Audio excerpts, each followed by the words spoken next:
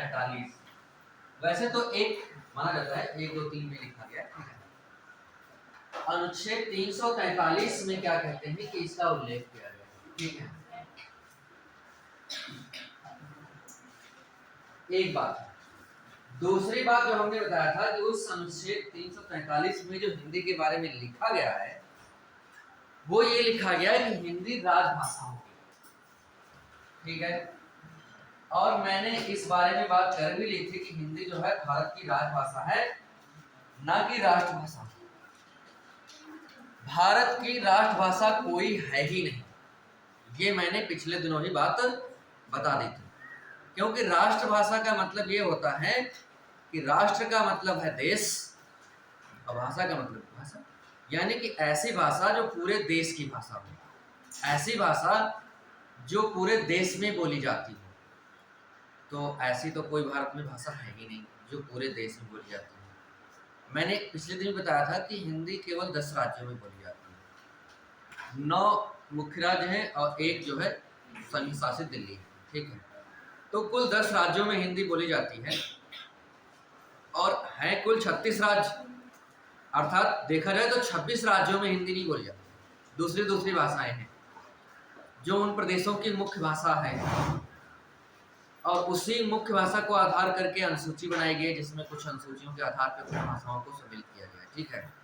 तो ये बात जरूर याद रखना है कि भारत की कोई भी राष्ट्रभाषा नहीं है और हिंदी जो है वो क्या है, वो है राजभाषा। राजभाषा का मतलब मैंने बताया था कि सरकारी कामकाज की भाषा है, ठीक है। तीसरी बात मैंने बताया था कि हिंदी जो लिखी जाएगी वो लिखी जाएगी देवनागरी लिपि, इसलिए। और देवनागरी लिपि ऐसे तो बहुत बड़ा एक चैप्टर है, डॉक्टर भोलानाथ तिवारी ने एक हिंदी भाषा नाम की किताब लिखी है, वो भाषा विज्ञान की किताब है। उसमें बहुत कम से कम 30-35 पेजेस लिख डाले हैं देवनागरी पर, ठीक है। और बहुत सारी विस्तार से बातें बताई हैं कि ऐसा हुआ होगा, ऐसा संभव है कि इसका नाम ऐसे पड़ा होगा। भारत में बहुत सारी लिपियां हैं, उनमें से 2-3 लिपियां ज़्यादा प्रमुख हैं, जैसे कि ब्राह्मी लिपि है, खरोष्ठी लिपि है, देवनागरी लिपि है, गुरुमुखी लिपि है, इस तरह से कई लिपियां हैं, ठीक है। तो इनमें से जो हिंदी लिखी जाएगी वो लिखी जाएगी देवनागरी में, ये स्पष्ट कर दिया है हमारे संविधान ने, इस पर भी पिछले दिनों बात हुई, ठीक है। दोस्तों थोड़ी भी बात बताऊं तो नागर जो शब्द है ना, उस नागर शब्द का मतलब होता है चतुर पुरुष, ठीक है। ये नागर शब्द है, इसका मतलब होता है होशियार आदमी, चतुर पुरुष, ठीक है। ये हिंदी में अर्थ है। ऐसा मैं शब्द बता रहा हूँ, मुझे ऐसा ध्यान में आ रहा है कि इस बात को मैंने, जो ये पेट वाली परीक्षा हुई थी अभी, पेट की परीक्षा पिछले साल हुई थी, इसी साल पिछले साल, ठीक है। तो उसके पहले मैंने किसी प्राइवेट कोचिंग में, नाम लेना ठीक नहीं है, ठीक, तो कहने मतलब वहाँ पे मैं पढ़ा रहा था, तो उसमें मैंने ये बात बताई थी और ये बात उसकी पर्यायवाची में आ गई थी। इसी सेट में 4 सेट थे शायद, 4 थे कि 2 थे, कुछ ऐसे थे, हाँ। तो उसमें किसी में सेट में जो है नागर शब्द की पर्यायवाची पूछी थी कि इसका मतलब क्या होता है। मैंने कोई पर्यायवाची में ये बात नहीं पढ़ाई थी, मैंने तो यहाँ पढ़ाया था और वो वहाँ पूछ लिया, तो इसलिए शब्दों के अर्थ जाननी चाहिए। नागर का मतलब चतुर पुरुष है और नागरी का मतलब होता है चतुर स्त्री, है ना। मेरी भव बाधा हर और राधा नागरी शोध, ये कहीं पे आपने पढ़ा होगा, ठीक। तो ये बिहारी ने लिखा है। तो कहने का मतलब ये है कि ये शब्द का इससे क्या संबंध है। इससे संबंध ये है कि गुजरात में जो ब्राह्मण होते हैं गुजरात के अभी, ठीक है, ब्राह्मण जाति के व्यक्ति, वो अपने नाम के साथ में नागर लिखते हैं, कुछ लोग, सभी लोग हैं। जैसे अपने यहाँ सीतापुर में त्रिवेदी लिखते हैं, कोई पांडे लिखते हैं, ब्राह्मण की टाइटल चलता है, ठीक है। ऐसे एक टाइटल होता है कहाँ पे, गुजरात में, वो भी होता है। एक कवि का नाम सुना होगा, कवि कविता लिखते हैं, उपन्यास लिखे उन्होंने, कैसे मानस का हंस उपन्यास पढ़ा होगा, खंजर नयन पढ़ा होगा, हाँ। तो अमृतलाल नागर नाम सुना क्या, जो हिंदी पढ़े होंगे बीए में वो जरूर सुने होंगे, भले उनके बारे में विशेष ना मालूम लेकिन नाम सुने होंगे। तो अमृतलाल नागर जो है वो गुजरात के रहने वाले थे। तो जो ये नागर शब्द है तो वहां के लोग ब्राह्मण लिखते थे। तो प्राचीन काल से जो है ब्राह्मण समाज में थोड़ा प्रबुद्ध वर्ग माना जाता है, पढ़ा लिखा। तो संभवतः उन लोगों ने ही इस लिपि का शुरुआत में प्रयोग किया, ठीक है। और इसलिए धीरे धीरे नागरी नाम से जाना गया। और देव इसलिए जुड़ गया क्योंकि ये संस्कृत से मिलती जुलती, संस्कृत से निकली हुई है हिंदी पूरी, तो इसलिए। और संस्कृत जो है देवताओं की भाषा मानी जाती है। और वैसे भी ब्राह्मण को जो है पृथ्वी का देवता माना जाता है। तुलसीदास लिखते हैं बालकांड में, शायद श्री रामचरितमानस के दूसरे ही पेज पे, बंदव प्रथम महीसुर चरना अमोह जनित संशय सभाना, यानी कि इस पृथ्वी के देवता ब्राह्मण की मैं वंदना करता हूँ जो समस्त संदेहों को मिटा देने, अज्ञानता से उत्पन्न समस्त संदेहों का नाश करने वाला, ठीक है। ये बात तुलसीदास लिखते हैं। तो इस पृथ्वी का देवता माना जाता है ब्राह्मण को धर्मशास्त्र के अनुसार। तो इसलिए संभवतः ये देव शब्द जुड़ा होगा। लेकिन फिर भी कुछ भी हो, ये मैंने शब्दों के अर्थ बताए हैं। ऐसा व्याख्या भोलानाथ तिवारी ने भी की है।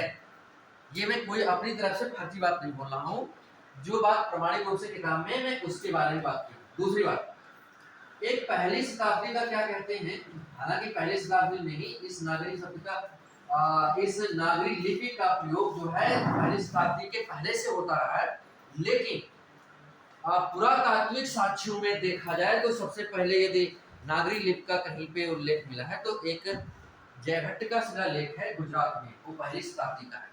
उसमें जो है पहले दर्शन होते हैं जयभट्ट का, पहली शताब्दी का है जयभट्ट का शिलालेख।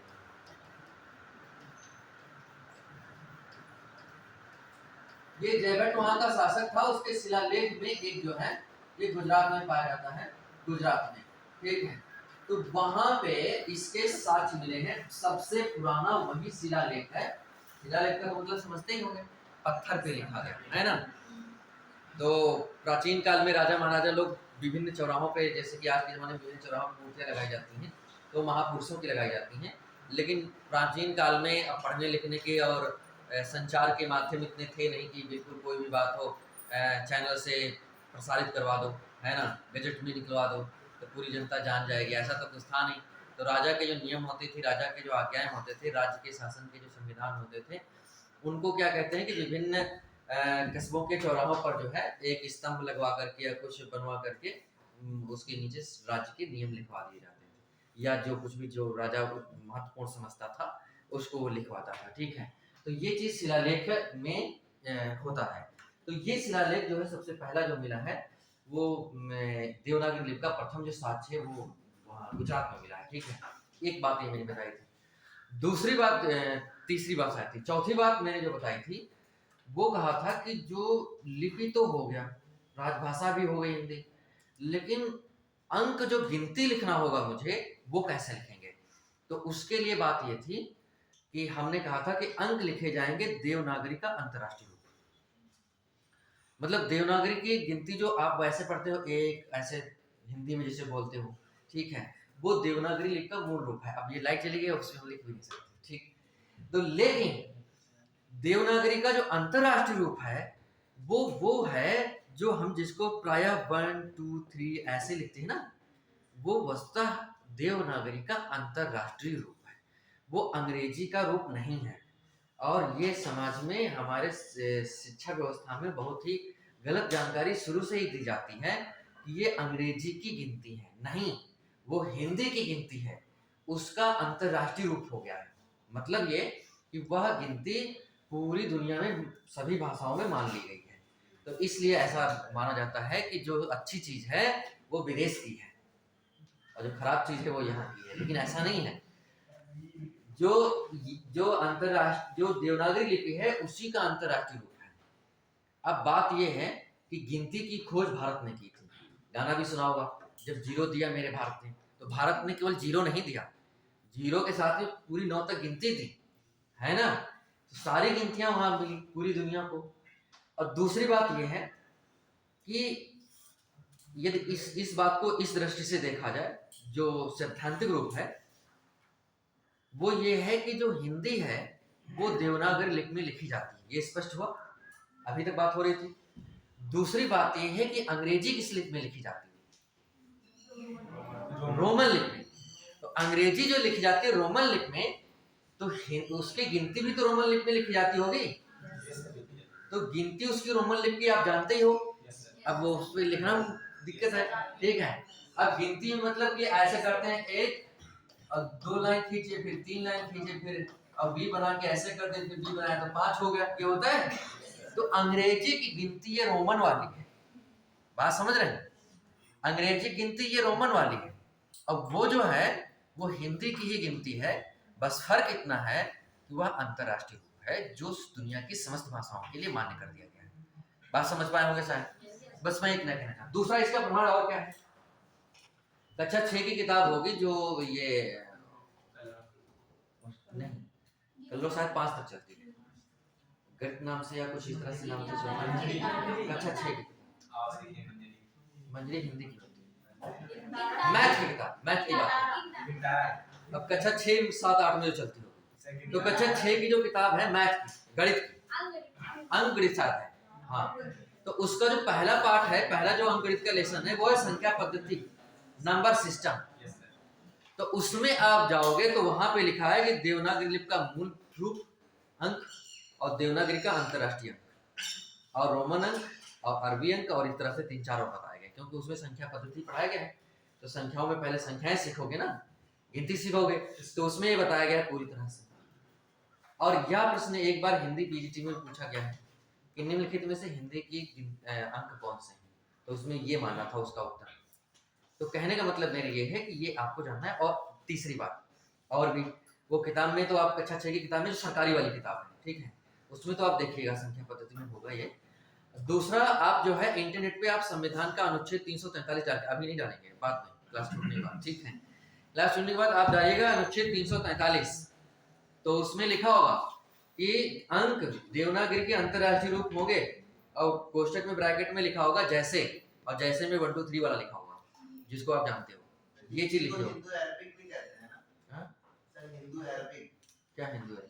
सर इसी मतलब हमने एनसीईआरटी की बुक सर 4th की देखी थी, उसमें हिंदू अरबिक में 1 2 3 4 इसी तरीके से जो आप बता रहे हैं।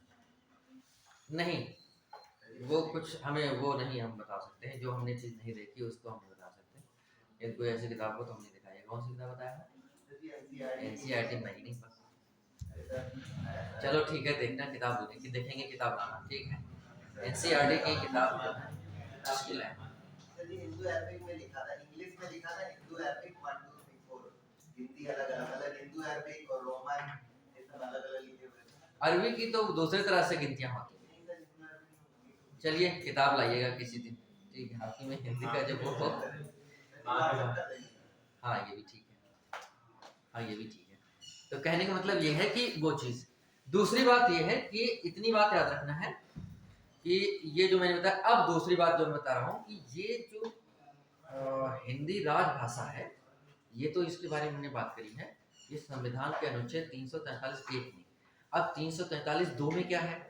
2 में ये है कि भारत की एक सह राजभाषा होगी अंग्रेजी, भारत की सह राजभाषा होगी अंग्रेजी। अंग्रेजी जो शुरू में किया गया था, तो संविधान लागू होने से 15 सालों के लिए किया गया था। कितने साल के लिए? 15 साल के लिए, कि देश में जो है 15 सालों तक, जब तक कि पूरे देश में हिंदी का प्रसार प्रसार नहीं हो जाता, जब तक कि देश के सारे लोग सारे भागों में हिंदी जानने वाले नहीं हो जाते, तब तक जो है जहां पे लोग हिंदी नहीं जानते हैं, तो हिंदी के साथ में कोई भी सूचना अंग्रेजी में भी भेजी जाएगी। अब फिर क्या कहते हैं कि जब पूरे देश में हिंदी का प्रसार प्रसार हो जाएगा, तो अंग्रेजी को सह राजभाषा से हटा दिया जाएगा और हिंदी पूरे देश की राष्ट्रभाषा, राजभाषा के स्थान पे राष्ट्रभाषा घोषित कर दी जाएगी। परंतु हुआ ऐसा नहीं, ठीक है। अंग्रेजी का प्रसार प्रसार और बढ़ता गया, और धीरे धीरे क्या हुआ, हिंदी और कम संकुचित होती गई। तो फिर धीरे धीरे हुआ क्या, जब अंग्रेजी बढ़ती ही गई, तो अंग्रेजी की आवश्यकता हमेशा बनी ही रही। तो फिर यह 10-10 साल बढ़ाते बढ़ाते अब भी अंग्रेजी जो है भारत की सह राजभाषा है। तो दूसरा प्रश्न ये है कि, पहला प्रश्न तो ये है कि भारत की राजभाषा क्या है, तो हिंदी है। भारत की राजभाषा क्या है, कोई नहीं है। और तीसरा प्रश्न ये है कि भारत की सह राजभाषा क्या है, तो अंग्रेजी है। इतनी बात ठीक है। अब देखिए, पूरे भारत की राजभाषा हिंदी है और स्टेट्स को ये अधिकार है, राज्यों को भी ये अधिकार है कि वो अपने देश की दूसरी राजभाषा बना सकते हैं या दूसरी राजकीय भाषा बना सकते हैं या दूसरी राजभाषा बना सकते हैं। पहली राजभाषा तो पूरे देश की क्या रहेगी? हिंदी। लेकिन दूसरी राजभाषा जो है प्रत्येक राज्य अलग अलग कर सकता है। तो अब प्रत्येक राज्य में कौन कौन है ये तो मुझे भी नहीं मालूम, ठीक है, लेकिन पूछेगा भी नहीं, उत्तर प्रदेश का पूछेगा। तो उत्तर प्रदेश में पहली राजभाषा पूछी जाए आपसे तो आप हिंदी ही बताओगे। और उत्तर प्रदेश की दूसरी राजभाषा या दूसरी आधिकारिक भाषा या उत्तर प्रदेश की सह राजभाषा यानी कि साथ में चलने वाली हिंदी के, भारत की सह राजभाषा अंग्रेजी है, लेकिन उत्तर प्रदेश की सह राजभाषा कहे या दूसरी राजभाषा कहे या आधिकारिक भाषा कहे तो आपको बताना है उर्दू। क्या बताना है? उर्दू जो है 1989 में उत्तर प्रदेश विधानसभा के द्वारा स्वीकार किया गया था, ठीक है, क्योंकि कोई भी यदि नियम बनेगा तो विधानमंडल ही करेगा। तो इसलिए जो है उर्दू उत्तर प्रदेश की दूसरी राजभाषा है, ये आपको लिख लेना है। बोर्ड मेरे पास नहीं है तो इसलिए मैंने लिख पा रहा हूँ, ठीक है। तीसरी बात ये है कि ये कब बनाई गई थी, तो सन भी कभी पूछते हैं और खासतौर से आपसे पूछ सकते हैं ये, क्योंकि ये मामला उत्तर प्रदेश स्पेशल का है ना, और उत्तर प्रदेश स्पेशल तो बहुत बड़ा महत्व यूपी पीसीस के लिए बहुत ज्यादा हो गया है, ठीक है। तो 1989 याद रखना है, 1989 में उर्दू को दूसरी आधिकारिक भाषा या उत्तर प्रदेश की दूसरी राजभाषा या उत्तर प्रदेश की सह राजभाषा, ये तीनों में से एक, कुछ भी कहा है एक ही बात है। तो ये आपको याद रखना है। तीसरी बात और भी है इसमें याद रखना, तीसरी बात और याद रखना ये है कि यदि हम बात करें अनुसूची की, तो किस अनुसूची में भाषाओं का प्रावधान किया गया है, तो 8वीं अनुसूची। ये तो संवैधानिक रूप से आपने पढ़ाई होगा संविधान में, ये पॉलिटी का विषय ज्यादा है, हिंदी का विषय कम है, लेकिन फिर भी भाषा का बात चल रही है तो फिर ये जानना जरूरी होता है। तो यहाँ पे आपको जान लेना ये जरूरी है कि 8वीं अनुसूची में भाग 17 में विभिन्न भाषाओं के बारे में उल्लेख किया गया है। तो अब बात आती है कि कितनी भाषाएं जो है 8वीं अनुसूची में उल्लेख किया गया है। तो शुरू में तो 14 भाषाएं ही थी, है ना, शुरू में 14 भाषाएं ही मान्यता मिली थी। फिर धीरे धीरे विभिन्न राज्यों की सरकारों ने या वहां की जनता ने सरकार, केंद्र सरकार पे दबाव डाल के विभिन्न समय में, अलग अलग समय में 3 संशोधन हुए, है ना, 21वां संशोधन, 71वां संशोधन और 92वां संशोधन। इन 3 संशोधनों द्वारा कुछ और क्या कहते हैं कि भाषाओं को जोड़ ली गई। उन भाषाओं के नाम और उन भाषाओं के समय मुझे नहीं लगता है कि अभी तक पूछा नहीं है कभी, इसलिए मैं उस पर ज्यादा विस्तार से नहीं जाता हूँ। इस पे होता तो मैं लिख भी देता थोड़ा बहुत, ठीक है। लेकिन ये समझ लेना है कि अब क्या है, कुल कितनी हो गई हैं, तो अब 22 भाषाएं, ठीक है। शुरू में कितनी थी मूल संविधान में, 8वीं अनुसूची में 14 भाषाएं थी और अब कितनी भाषाएं हैं, 22 कुल भाषाएं हो गई हैं 8वीं अनुसूची में। दूसरी बात ये है कि 8वीं अनुसूची में जो 22 भाषाएं हैं, उन 22 भाषाओं में ये जो हमने भाषा पढ़ी है और सह राजभाषाएं पढ़ी हैं, इनका भी नाम है, मतलब हिंदी भी गिनती है उसमें, अंग्रेजी का भी गिनती है, और जो है दूसरे वो तो सारे हैं। तो मेरी बात समझ पा रहे होंगे, यानी कि हिंदी और अंग्रेजी को छोड़ दिया जाए तो 20 और भाषाएं जोड़ी गई। हिंदी और अंग्रेजी तो भारत के मुख्य है ही है एक हिसाब से, 20 और जोड़ी गई हैं, तो कुल मिला के 22 भाषाएं अनुसूची में है। और अब मैं बात करूं कि हिंदी की वैश्विक स्थिति, यानी कि विश्व में हिंदी का क्या स्थान है, तो विश्व में हिंदी का जो स्थान है वो तीसरा है। वो कौन सा है, वो किस आधार पे, वो आधार ये है बोलने वाले लोगों के आधार, संख्या के आधार पे। तो सबसे ज्यादा यदि इसमें विश्व में कोई लोग बोल रहे हैं, किसी भाषा को बोलने वाले व्यक्ति हैं, वो कौन सी है, अंग्रेजी है। नई रिपोर्ट के अनुसार अंग्रेजी दुनिया में सबसे अधिक बोली जाने वाली भाषा बन चुकी है, ठीक है। लगभग 113 करोड़ लोग जो है, लगभग मैं बात कर रहा हूँ, पॉइंट में भी लिखा है सब कुछ, 113.2 कुछ करके लिखा है, ठीक है। तो कहने का मतलब ये है कि 113 करोड़ के लगभग लोग जो हैं दुनिया में अंग्रेजी बोलते हैं, और 111 करोड़ के लगभग लोग जो हैं चीनी बोलते हैं। कितनी क्या बोलते हैं? चीनी का ही दूसरा नाम चीनी मंदारिन या मैंड्रिन अंग्रेजी में, ठीक है। तो मंदारिन याद रख सकते हैं सरल शब्दों में, हिंदी में मंदारिन कहते हैं। तो पहले नंबर पे दुनिया में सबसे ज्यादा भाषा बोली जाती है वो है अंग्रेजी, लगभग में 113 करोड़ लोग बोलते हैं। और दूसरे नंबर पे है चीनी मंदारिन, जिसको दुनिया में लगभग 111 करोड़ के लगभग बोलते हैं लोग। और तीसरे नंबर पे अपनी हिंदी है, ठीक है। और वो लगभग में 65.5 यानी कि 65.5 मान लो 65 करोड़ लोग दुनिया में हिंदी बोलते हैं, भारत में और भारत के अलावा विश्व में। तो लगभग में 65.5 है, 65.5 है, तो 65-66 मान लो, तो 65.5 ही लिख लो, 65.5 65.5 लिख लो। इतने करोड़ लोग जो है दुनिया में हिंदी बोलते हैं, और इस प्रकार से हिंदी जो है तीसरे नंबर की भाषा है। तो यहाँ पे हिंदी के बारे में थोड़ी बात बताएंगे। तो हिंदी का ये संक्षिप्त में परिचय है, और मुझे ऐसा लगता है कि ये परिचय आपके लिए थोड़ा ठीक है, पर्याप्त है, इतने से आएगा। एक परिचय मैं और बताऊंगा हिंदी का, वो है हिंदी साहित्य का इतिहास। उस स्तर में नहीं कि जिस स्तर में बड़ी परीक्षाओं में होता है, खासतौर पे हिंदी साहित्य का इतिहास जो है वो यूपी टेट में और सुपर टेट में अच्छा खासा है, लेकिन आपकी परीक्षा में इतना नहीं है। कुछ रचनाएं हैं, कुछ रचनाएं, तो उस रचना को तो अभी नहीं बताएंगे, केवल रचना जितना बताते हैं वो भी ठीक नहीं लग रहा है। हिंदी साहित्य का इतिहास हम बाद में पढ़ाएंगे, थोड़ा उसमें पढ़ाएंगे, आदिकाल, मध्यकाल, रीतिकाल, और आधुनिक काल में भारतीय युग, द्वितीय युग, छायावाद, प्रगतिवाद, प्रयोगवाद, नहीं करता, ये सारी चीजें हम पढ़ाएंगे, उनके प्रमुख कवियों को बताएंगे, ठीक है। तो ये थोड़ा हम बात अभी नहीं, उसको छोड़ दें। अभी हम जो पढ़ाना चाहते हैं वो वर्णमाला पे जाना चाहते हैं। वो कहाँ पे जाना चाहते हैं? ये हिंदी का संक्षिप्त परिचय था, वो थोड़ा विषय व्याकरण से हटके साहित्य पे चला जाता है। जो हिंदी साहित्य का इतिहास है वो थोड़ा व्याकरण से हट करके कहा जाता है साहित्य पे। तो साहित्य की बात थोड़ा बाद में करेंगे, व्याकरण की बात पहले करेंगे। तो ये तो परिचय रहा हिंदी का। अब व्याकरण में हम सबसे पहले वर्णों के बारे में जानेंगे। वर्ण और अक्षर दो बातें होती हैं, वर्ण में और अक्षर में अंतर क्या है, ये विद्वानों के लिए एक बहुत विवाद का विषय है कि इन दोनों में बेसिक डिफरेंट क्या है, कि वर्णमाला और क्या कहते हैं कि वर्ण और अक्षर, इन दोनों में अंतर क्या है। अब दोनों में अंतर थोड़ा बहुत है, लेकिन अब बोर्ड चल नहीं रहा इसलिए मैं लिख नहीं पा रहा हूँ, और इसलिए जो है थोड़ा एक कोने में क्या कहते हैं वैसा वाला भी बोर्ड होता तो तब तक काम चल सकता, लेकिन कोई बात नहीं है। आप सुनिएगा, देखो दो तरह से बातें हैं।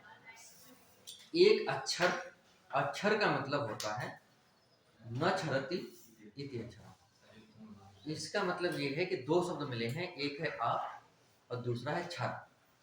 आ का मतलब प्रायः होता है नहीं, नहीं के अर्थ में नकारात्मक अर्थ में लिया जाता है, और क्षर का मतलब क्षरित होना, छीड़ होना, नष्ट होना, कट जाना, टूट जाना, खंड हो जाना, ये तो अर्थ होता है। तो ये मतलब फिर जब अक्षर दोनों शब्द मिलेंगे तो इसका मतलब हो जाएगा कि जिसके खंड ना हो, जिसको तोड़ा ना जा सके, जिसके टुकड़े ना हो पाए, जिसको काटा ना जा सके, ये तो अर्थ है। मैं आपको बताना चाहता हूं कि या इसका मतलब ये हुआ कि ऐसा कोई जो टूट ना सके, कट ना सके, ऐसा वाला कोई रूप हुआ जो अक्षर कहलाएगा। वैसे अक्षर तो परमात्मा ब्रह्म के लिए भी कहा गया, गीता के 12 अध्याय में अक्षरम अव्यक्तम, ये परमात्मा के लिए भी बोला गया। लेकिन हम उस अक्षर के बारे में नहीं पढ़ेंगे, क्योंकि परमात्मा भी अविनाशी है ना, वो भी नष्ट नहीं होने वाला है, इसलिए उसको अक्षर कहा गया। लेकिन यहाँ पे जो अक्षर है, ऐसा अक्षर का रूप, ऐसा रूप गुण का जिसका विभाजन न किया जा सके। अब इसको हम लिख के बता दें तो समझ में आता। मतलब ये है कि जब जैसे यहाँ पे मैं का लिखूंगा यहाँ पे ऐसे, तो ये वर्ण है, ठीक है। लेकिन यदि मैं का के नीचे, समझिएगा, केवल का के नीचे मैं हलंत लगा दूं, क्या लगा दूं, तो वो अक्षर हो जाएगा। मेरी बात समझ पा रहे हैं? क्योंकि का जब मैं पूरी तरह से लिखा था ना ऐसे, जिसमें हलंत नहीं लगाया था, जैसे मैंने ये का लिखा और इसमें मैंने हलंत नहीं लगाया, तो इसका मतलब ये है कि मैं इसको तोड़ सकता हूं। का करूंगा, हलंत लगाऊंगा, फिर छोटा लिखूंगा, तो तोड़ दिया मैंने, नहीं तोड़ दिया? तो इसका मतलब वो अक्षर नहीं था, वो वर्ण था। वर्णयन्ति सवर्णा, क्योंकि उसमें वर्णन करने की, किसी बात को कहने की क्षमता होती है। जैसे कोई भी अक्षर लिखो, जितने भी चाहे अक्षर लिखो, सब में नीचे हलंत लगा दो, कोई अर्थ निकलेगा? तो अक्षरों में प्रायः वर्णन करने की क्षमता नहीं होती कोई अर्थ। जैसे कमल मैंने लिखा, का लिखा और माँ लिखा और ला लिखा, तो ये अर्थ है कमल का मतलब कुछ होता है फूल कोई। लेकिन का पे भी हलंत, माँ पे भी हलंत और ला पे भी हलंत, मैंने तीनों पे हलंत लगा दिया, कोई अर्थ निकलेगा इसका?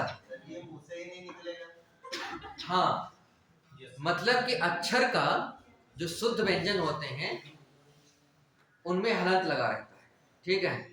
और अक्षरों का उच्चारण हम नहीं कर सकते, है ना। और वर्णों का उच्चारण प्राय हम कर सकते हैं, और व्यंजन में जो अक्षर होते हैं उनका उच्चारण हम नहीं कर सकते। क्यों? क्योंकि स्वर का मतलब होता है आवाज। यदि किसी वर्ण के साथ में आवाज नहीं है तो हम उसका उच्चारण नहीं कर सकते, ठीक है। तो मेन बात यह है कि यदि कोई शब्द, और दूसरा एक और समझना है, जो स्वर है, जो स्वर वर्ण होते हैं, स्वर वर्ण व्यंजन भी है और वर्ण भी है, ठीक है। यानी कि स्वर वर्णों में विभाजन नहीं हो सकता, स्वर वर्णों के साथ में कभी भी हलंत नहीं लग सकता। बात समझ पा रहे होंगे? ये अक्षर वाली बात सिर्फ व्यंजनों के साथ में, व्यंजन में वर्ण अलग होगा और अक्षर अलग होगा, लेकिन स्वरों में स्वर अर्थ भी व्यक्त कर लेगा और विभाजित भी नहीं होगा। तो इसलिए स्वर वर्ण जो होते हैं वो वर्ण भी कहलाते हैं और अक्षर भी कहलाते हैं। लेकिन जो व्यंजन वर्ण है उनमें ध्यान रखना है, व्यंजन वर्णों में यदि हलंत लगा है तो अक्षर है, और यदि नहीं लगा है तो प्रायः वर्ण है। और वर्ण होंगे तो ही कोई अर्थ निकालेंगे पूरी तरह से, और अक्षर होंगे तो बिना वर्णों के साथ में अर्थ नहीं निकाल पाएंगे। अलग अकेले लिखे, जैसे कोई भी अक्षर लिखा है उसमें हलंत लगाए तो वो अर्थ नहीं निकाल पाएगा। हाँ, किसी वर्ण के साथ दूसरे के साथ लगे होंगे तो वो उसके साथ में अर्थ दे सकते हैं। तो ये बात इन दोनों में अंतर होता है। अब यही जो वर्ण है, इन वर्णों के क्रमबद्ध व्यवस्थित जो वर्णन है, व्यवस्थित जो अध्ययन है, व्यवस्थित जो रूप है, यही वर्णमाला है, ठीक है। वर्णों के क्रमबद्ध व्यवस्थित समूह को वर्णमाला कहते हैं। माला का मतलब ही समूह होता है। माला का मतलब हम समझते हैं कि पहनने वाला इसलिए क्योंकि हम भावार्थ में जान गए हैं। असलियत में माला का मतलब होता है समूह। माला का मतलब क्या होता है? समूह। तो वर्णमाला मतलब वर्णों का समूह, वर्णमाला का मतलब वर्णों का समूह, यानी कि वर्णों के व्यवस्थित क्रमबद्ध समूह को वर्णमाला कहते हैं। और वर्णमाला में वर्ण दो प्रकार के होते हैं। हिंदी वर्णमाला में वर्ण दो प्रकार के होते हैं। उससे पहले मैं वर्ण और अक्षर की मैं परिभाषा बोलता हूँ, आप लिख लीजिए, ठीक है। आप बिना लाइट के और बिना बोर्ड के, है ना, बोर्ड तो होना बहुत जरूरी है, नहीं लिखेंगे कहाँ। अब बहुत सी चीजें वर्णमाला में ऐसी हैं जिनको बिना लिखे तो स्पष्ट नहीं हो पाएगा। चलो लाइट देखते हैं, हो सकता है कि आ जाए, है ना।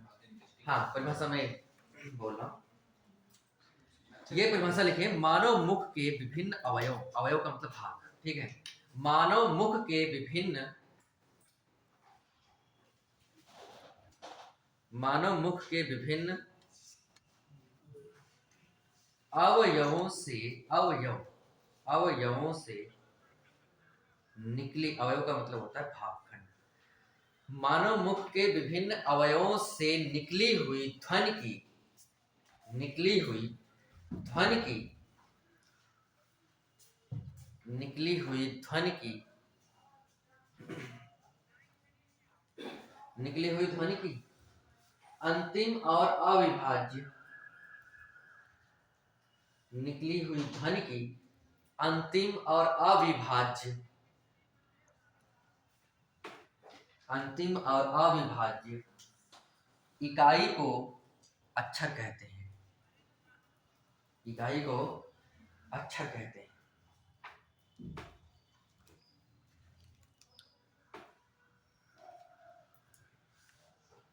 और इसी के आगे लिख लीजिए, अक्षरों की विकसित अवस्था को वर्ण कहते हैं। इन्हीं की विकसित अवस्था है जिसमें वर्णन करने की क्षमता आ जाए। अक्षरों की विकसित अवस्था को वर्ण कहते हैं।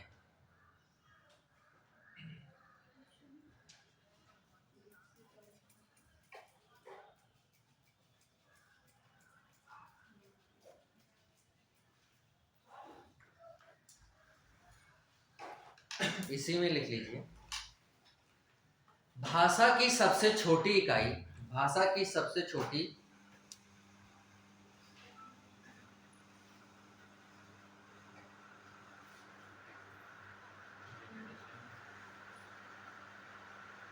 भाषा की सबसे छोटी मौखिक इकाई, भाषा की सबसे छोटी मौखिक इकाई स्वर है, और भाषा की सबसे छोटी लिखित इकाई वर्ण है। जो वर्ण होता है, ठीक है। भाषा की सबसे छोटी लिखित इकाई वर्ण है।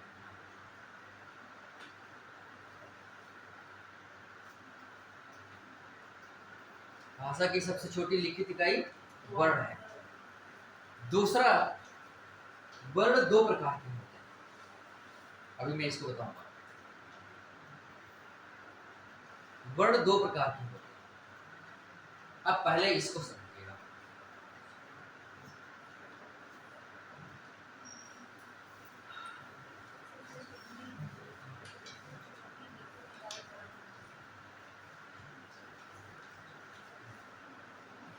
देखो, मैंने जो ये एक बात ये कही है, एक तरफ मैंने कहा था अक्षर, आ का मतलब यहाँ पे नहीं कहा था मैंने, अक्षर का मतलब क्षीण होना या नष्ट होना, ठीक है। तो मैंने दो बातें कही थी, जो स्वर होते हैं वो स्वर अक्षर भी होते हैं और वर्ण भी, दोनों हैं। लेकिन जो व्यंजन है ये अलग अलग होते हैं। ये क्या होते हैं? अलग अलग। जैसे मैंने यहाँ पे छोटा आ लिखा, तो छोटा आ जो है ना, ये स्वर भी है,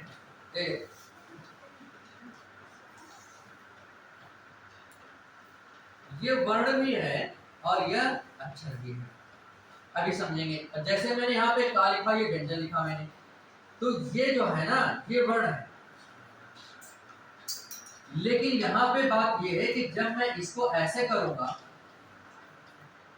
तब ये अक्षर आएगा। तो अक्षर का मतलब होता है जिसको हम तोड़ ना सके, काट ना सके। देखो, ऐसे जब का लिखा हुआ था तो हम इस वाले रूप को हम ऐसे नहीं लिख सकते थे क्या? इसका मतलब इस वाले रूप को हम तोड़ सकते थे। तो इसलिए इस वाले रूप को अक्षर कहना ठीक नहीं है। जिसको हम तोड़ सकते हैं, प्रायः कह तो दिया ही जाता है, लेकिन जितनी बात बोली जाती है, कही जाती है, वो व्याकरण की दृष्टि से बिल्कुल सही हो, कोई भी तो है नहीं, ठीक है। तो इसलिए कहा तो जाता है, लेकिन वास्तविक रूप से ये अक्षर नहीं है, ये वर्ण। ये क्या है? वर्ण है ये। और वर्ण क्यों है? क्योंकि इसमें हलंत नहीं लगा है और इसमें वर्णन करने की क्षमता है। जो मैंने बात कही थी कि जैसे का था मतलब कुछ और ऐसे लिखा है तो आप निकलेगा, और लेकिन सम्यक ऐसा मैं कर दूं तो क्या निकलेगा? कुछ नहीं निकलेगा, है ना? इसको पढ़ना भी मुश्किल है, क्योंकि पढ़ ही नहीं सकते, क्योंकि इसमें स्वर नहीं है। और स्वर का मतलब आवाज, और आवाज ही जब नहीं निकालेंगे, जैसे टीवी है, टीवी को बंद कर दो, आवाज उसकी बंद कर दो, उसका चलचित्र चलता है, तो ऐसे होगा, तो समझ पाए क्या? ठीक है। तो कहने का मतलब ये है कि वही वाली बात है।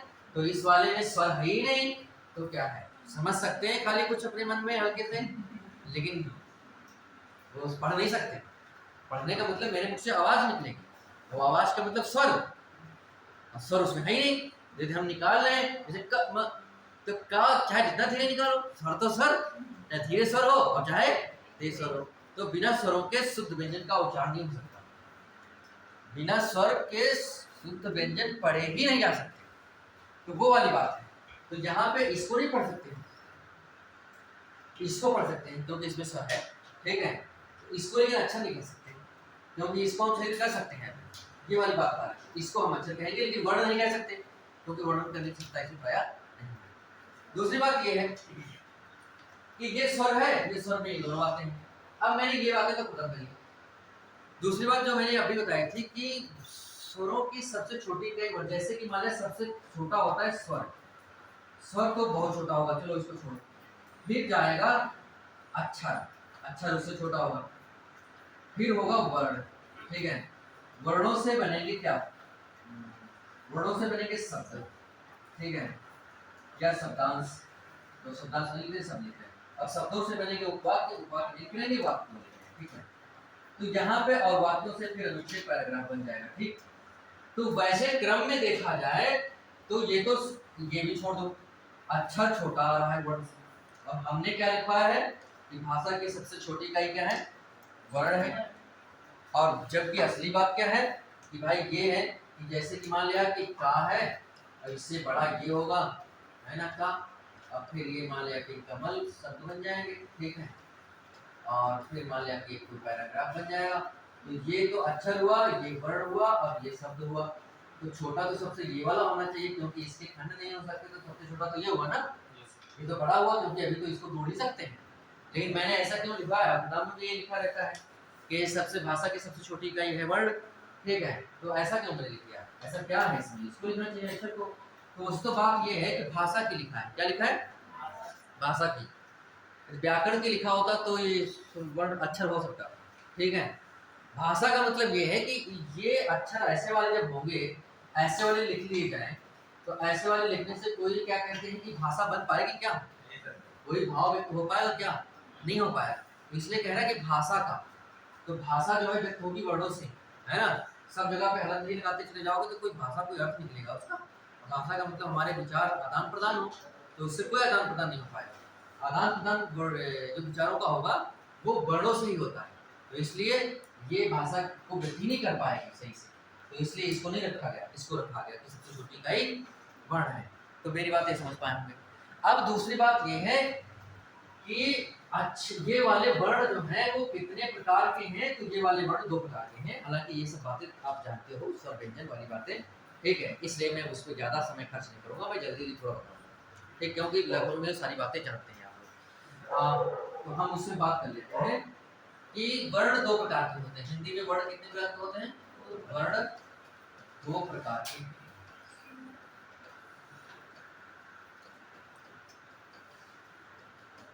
नंबर 1 जो होता है वो होता है स्वर। कौन सा होता है? स्वर का शाब्दिक अर्थ होता है आवाज, ध्वनि या आवाज।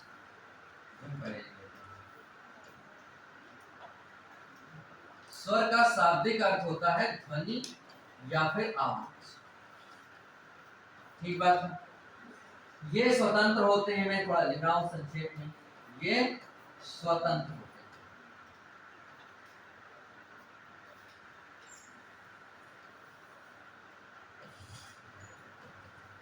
स्वतंत्र होने का मतलब ये है कि इनके उच्चारण के लिए किसी अन्य की सहायता की कोई जरूरत नहीं होती है, ठीक है। यानी कि यदि स्वर है तो इनको हम बोल सकते हैं आसानी से, किसी अन्य की जरूरत नहीं, किसी अन्य प्रकार के अक्षरों की या वर्णों की कोई आवश्यकता नहीं है, ठीक। अब बात ये है कि ये आवाज या ध्वनि जो है ये भी कुछ प्रकार में होगी।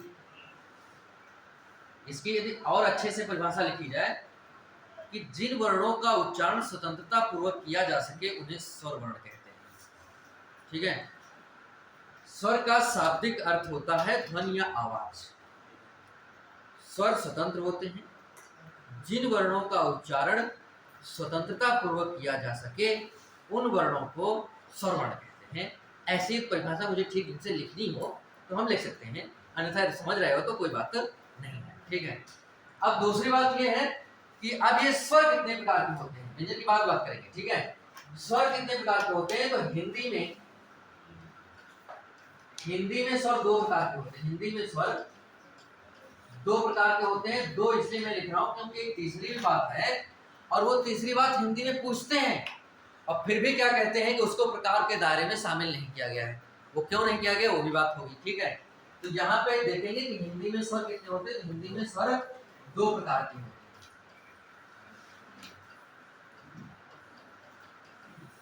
नंबर 1, ये 2 प्रकार हैं। ये नंबर 1 कौन सा है? वो है ह्रस्व। कौन सा है? ह्रस्व।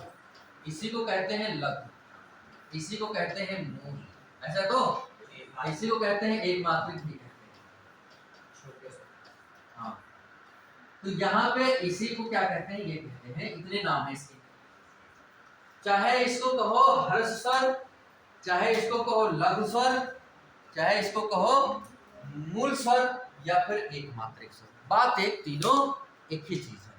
हर्ष का मतलब होता है छोटा, जैसे एक शब्द अर्थशास्त्र में पढ़ा होगा, ह्रास होना, डिक्रीज, है ना, यानी कि कम होना, यही तो अर्थ होता है। तो जब कम होने का मतलब है कि छोटा, तो यहाँ पे ह्रस्व का मतलब है छोटा, लघु का मतलब भी छोटा होता है, और मूल यानी कि मूल जो होगा वो तो हमेशा छोटा ही होगा। जैसे कोई बरगद का पेड़ देखो, बरगद का पेड़ कितना विशाल है, और उसका मूल यानी कि बीज, है ना, वो कितना लघु छोटा सा है। यानी कि जो मूल होती है, जो शुरुआत होती है, वो तो छोटे से ही होती है। तो इसलिए मूल का मतलब कि फिर जहां से शुरू हुई है बात, तो वो छोटी अर्थ में है। दूसरा ये भी है कि मूल का मतलब ये है कि जहां से उसकी जड़, मूल का मतलब जड़, जहां से उसकी जड़, यानी कि जितने भी हिंदी के स्वर हैं, जितने भी हिंदी के स्वर हैं, सारे के सारे स्वर इन्हीं स्वरों से बनेंगे। देखिएगा कैसे, ठीक है, इन्हीं से बनेंगे, दूसरे से कोई नहीं, कुछ नहीं, दूसरा कुछ स्वर है ही नहीं, बस इतने कितने लिखेंगे, बस यही स्वर है, यही मूल है, और जितने भी बनेंगे सारे इसी से बनेंगे। मेरी बात समझ पा रहे हो, है ना? तो कहने का मतलब ये है कि यहाँ पे आपको जानना ये, अब एक मात्रा किस में होगा आ गया, क्योंकि मात्राएं जब हम गिनते हैं, कहाँ पे गिनते हैं, छंदों में। विभिन्न प्रकार के छंद होते हैं ना, दो प्रकार के छंद होते हैं, एक वर्णिक छंद और दूसरा एक मात्रिक छंद, और तीसरा भी एक प्रचलित है मुक्त छंद, जिसमें कोई छंद ना हो, छंद का कोई नियम ही ना हो। नई कविता में ऐसे बहुत ज्यादातर ऐसे देखे जाते हैं, ठीक है। तो कहने का मतलब ये है कि जो मात्रिक छंद होते हैं उसमें मात्राएं गिनी जाती हैं, ह्रस्व और लघु मात्राएं। तो जिन जिन स्वरों की एक मात्रा गिनी जाती है वही वाले स्वर होंगे, ठीक है। यदि हम इनकी परिभाषा बनाने की कोशिश करें, ये तो हम शब्द का अर्थ बता रहे थे कि ये होता है, यदि इसका हम परिभाषा बनाने की कोशिश करें तो क्या होगा परिभाषा में, जिन स्वरों का उच्चारण कम से कम समय या एक पल में किया जाए। एक पल में का मतलब समझते हो, पल का मतलब ये होता है कि पलक झपकने में जितना समय लगता है। मैंने आपको बताया था कि पलक झपकने में दुनिया में जितने भी मनुष्य हैं, स्त्री पुरुष, सबके पलक झपकने में समान समय लगता है। ये नहीं कि कोई ट्राई करके देखे कि हम देखो रोक करके ऐसे पलक झपकता है, ये नहीं हो पाएगा। धीरे धीरे हम पलके को खोलेंगे, नहीं हो पाएगा। यदि आंखें पलके बंद होंगी तो एक साथ बंद होंगी तुरंत उतने समय में, ये नहीं, धीरे धीरे ट्राई नहीं कर पाओगे, धीरे धीरे मैं आंखें बंद करूंगा आपकी, ये नहीं हो पाएगा। तो इसलिए ये पल को मानक बनाया गया, ठीक है, क्योंकि ये मानक इसलिए बनाया गया क्योंकि सब में समान है। तो एक पल में जिन स्वरों का उच्चारण कम से कम समय या एक पल में किया जाता है उन्हें, अब कुछ भी कह सकते हैं, हर्ष स्वर कह सकते हैं या लघु स्वर कह सकते हैं, एक कोई बात नहीं, हर्ष स्वर कहते हैं। उन्हें क्या कहते हैं, हर्ष स्वर कहते हैं। मेरी बात समझ पाए हो? तो अब परिभाषाएं सारी मैं लिख रहा हूँ, परिभाषाएं बस समझ लेना है, ठीक है। तो यहाँ पे अब वो वाले स्वर हैं कौन कौन से, वो वाले स्वर हैं छोटा आ, छोटी, छोटा ऊ और री, छोटा ऊ और री, बस ये चार ही हैं, कोई और है? और यह भी परीक्षाओं में खूब प्रश्न आता है कि हिंदी में मूल स्वर कितने हैं, हिंदी में मूल स्वर कितने हैं। तो हिंदी में मूल स्वर है 4, 5 हो गए, ठीक है, 4। और वो 4 कौन से हैं, छोटा आ, छोटी, छोटा ऊ और री। अब देखो इसको पढ़ना कैसे है, अब बहुत जल्दी से, जितने जल्दी करो उतना सही है, ठीक है। जैसे लिखा है, एक लिखा है नदी, एक लिखा है गिर, क्या लिखा है, यदि इसको पढ़े गिर, जितने जल्दी पढ़ेंगे गिर उतना ही सही उच्चारण होगा। और यदि इसको पढ़े नदी तो गलत हो जाएगा, नदी, दी, है ना। इसको पढ़ेंगे री, है ना, और इसको पढ़ेंगे री। तो कहने का मतलब ये है कि जितना जल्दी एक पल में पढ़ेंगे उतना ही ये सही पढ़ा जाएगा। तो इनको एक पल में पढ़ते हैं कम से कम समय में, तो इसलिए ये क्या कहलाते हैं, हर्ष या लघु या मूल स्वर कहलाते हैं। ठीक है, और इनकी एक छंदों में गिनती करनी हो तो हम एक करते हैं। कैसे करते हैं, एक गिनती करते हैं। ठीक है, तो ये तो मैंने ऐसे लिखा। तो यहाँ पे आपको बात ये समझनी है। अब बात दूसरी, दूसरी कौन सी, दूसरी बात है दीर्घ वाला। कौन सा है, ये दीर्घ स्वर, या इसका नाम दूसरा क्या है, गुरु स्वर। गुरु, गुरु नहीं, गुरु। अब देखो बात ये है ना कि गुरु नहीं करेंगे, गुरु करेंगे छुटाऊ मात्रा होती है। गा पे छुटाऊ मात्रा गुरु। देखो रा पे छुटाऊ मात्रा और बढ़ाऊ मात्रा लगाने का मतलब क्या है, जैसे का पे मुझे ऐसे, का पे मैंने ऐसे कर दिया इधर को तो छुटाऊ हो गया, नहीं हो गया। और का पे मैंने ऐसे कर दिया तो ये बढ़ाऊ हो गया, नहीं हो गया। ये सब में जान जाते हैं, लेकिन रा वाले में हम नहीं जान पाते हैं कि रा में ये बढ़ाऊ मात्रा कैसे लगेगी। तो देखो यहाँ पे अगर गोल नहीं करेंगे, इसको थोड़ा पूंछ को छोटी रखेंगे तो ये होगा छुटाऊ की मात्रा, और यहाँ पे गोल करेंगे और पूंछ को थोड़ी बड़ी करेंगे तो ये होगा बढ़ाऊ की मात्रा। क्या मेरी बात समझ पाए हो? ये चीज आपको दो जगहों पे देखने को मिलेगी। वैसे तो इसमें बड़ी गलती किताबों में भी मिसप्रिंटिंग खूब होती है, लेकिन दो जगहों पे आपको ये बहुत सही सही दिखेगी मिलेगी। पहली जगह तो ये है कि संस्कृत के जो शब्द रूप होते हैं, जैसे गुरु, गुरु, गुरुवाह, गुरुम, गुरु, गुरुन, गुरुड़ा, गुरुभ्याम, गुरुवी, तो वहां पे छुटाऊ बढ़ाऊ दोनों मिलते हैं एक ही रूप में। ठीक है, वहां पे या दूसरी कहीं पे, तो संस्कृत के रूपों में देखोगे। और खास तौर से ऐसी किताब संस्कृत की होनी चाहिए जो प्रमाणिक हो। और मेरा तो ये कहना है कि जो मतलब सरकारी वाली किताबें हो या एनसीईआरटी किताबें हो, सरकारी खास तौर से। मैं एनसीईआरटी और यूपी बोर्ड की जो किताबें हैं बेसिक शिक्षा परिषद की, वो भी बहुत अच्छी है। ठीक है, तो कहने का मतलब उसमें आप देखोगे तो इसका बढ़िया प्रयोग है। दूसरा, यदि श्री रामचरितमानस हो आपके पास, गीता प्रेस वाली, दूसरी नहीं, ठीक है, तो उसका चाहे जो संस्करण हो, मतलब छोटा, बड़ा, मंझला, बृहद, कई प्रकार में आते हैं। इतनी बड़ी भी, इतनी चौड़ी सी भी आती है किताब, है ना, श्री रामचरितमानस की, वो तो हमारे पास भी नहीं है। ठीक है, लेकिन मैंने देखा है कहाँ पे, मिस्रिक के मेला में। मिस्रिक के मेला में वो किताबें गीता प्रेस वाली बुक स्टॉल नहीं लगते हैं, हाँ, तो उस पर देखा था मैं। पूछा था कुछ रेट बताया था, मुझे याद नहीं। लेने के लिए तो कभी ले सकते हैं। तो कहने का मतलब ये है कि उस वाली किताब में आप उसके हिंदी व्याख्या में आप कहीं पर भी, वो जो तुलसीदास ने लिखा है चौपाई, दोहा, सोठा, छंद, उसमें नहीं, उसमें नहीं, उसकी जो हिंदी में व्याख्याएं लिखी गई, टीकाकार उसके जो हनुमान प्रसाद पोद्दार जी ने जो लिखा है, उसमें ये देखोगे तो उसमें मैंने देखा है कि पूरी रामचरितमानस में कहीं भी कोई भी किसी प्रकार की गलती नहीं है।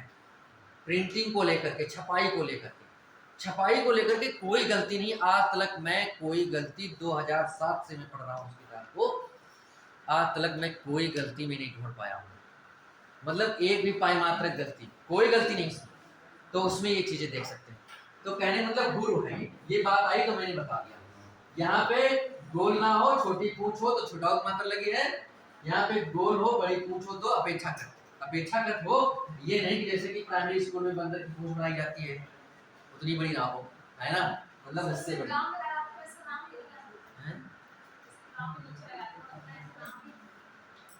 तो ये वाली चीज है, अब ऐसे राम में लगा दिया जाए। ये अमानक हिंदी, ये लिखने का जो लिपि का अमानक रूप है। लिपि में, देवनागरी लिपि के मानक रूप में यही मान्य, जो मान्य होता है वही सही माना जाता है ना, बात। तो ये है।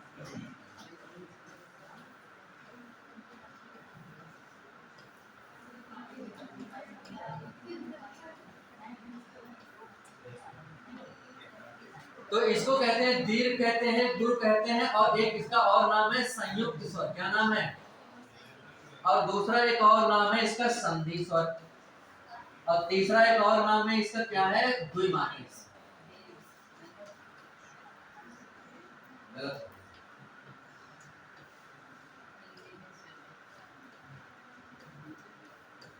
इतने इसके नाम हैं, इतने इसके नाम हैं। मतलब दीर्घ का मतलब बड़ा होता ही है, जानते ही हो। और गुरु का मतलब भी बड़ा होता है, गुरुजनों का सम्मान करना चाहिए। इसका मतलब ये नहीं कि गुरु जो टीचर है उनका सम्मान करो और जत्ते हैं उनका सबका खूब गरियाओ सुबह शाम।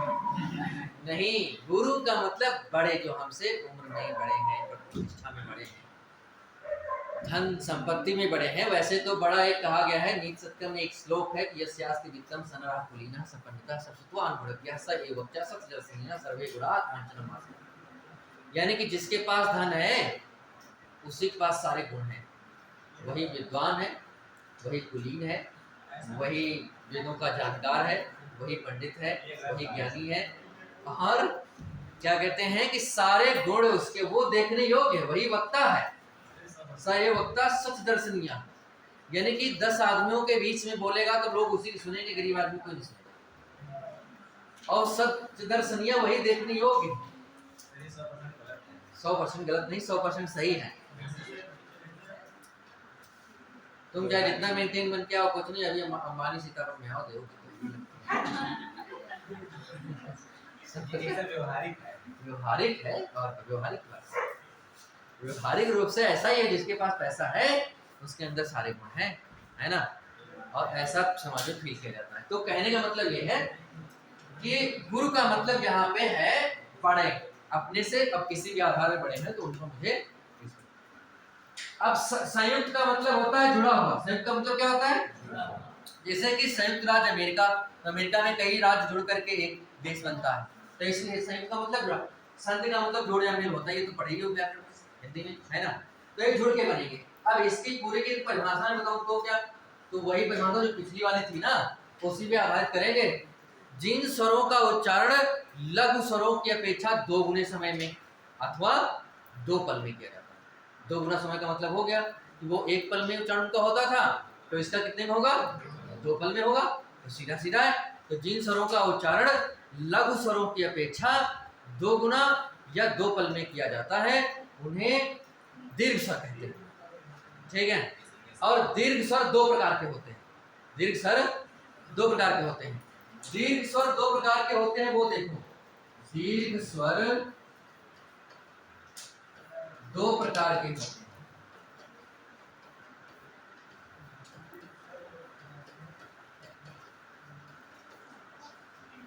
नंबर 1 जो है वो है मूल दीर्घ स्वर। कौन सा है? मूल दीर्घ स्वर। और दूसरा जो है वो है संयुक्त या संधि, ठीक है। संयुक्त या संधि, तो मैं एक लिख रहा हूं, संयुक्त दीर्घ स्वर।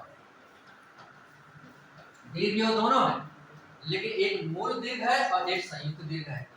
मूल दीर्घ मैंने अभी थोड़ी देर पहले कहा था कि जो मूल स्वर 4 हैं, पूरी कहानी बनेगी उसी से, है ना।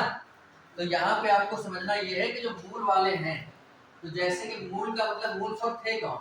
एक ये था छोटा, दूसरा था छोटी, दूसरा था, तीसरा था छोटा ऊ, और इसको मैं अभी बताऊंगा, इसको मैं नहीं कहूंगा क्योंकि ये इसमें है ना।